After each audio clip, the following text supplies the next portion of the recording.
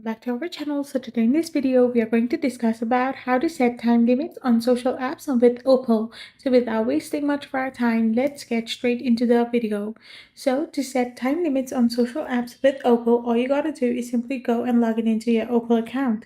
So once you open and log in into your Opal account, you need to navigate to the time limit session type. Once you have done this, you need to select the social app you want to limit. Once you've selected the social app that you want to limit, you can simply set your desired time limit as well. So once you set your desired time limit, you can then customize session details like the name, schedule, and difficulty level, and save your settings.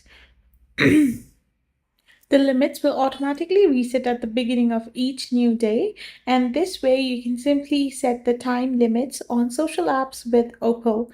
I hope you found this video helpful, so don't forget to hit that subscribe button and do give us a thumbs up. We will be back again with more informative videos. Thank you for watching and stay tuned for our next video.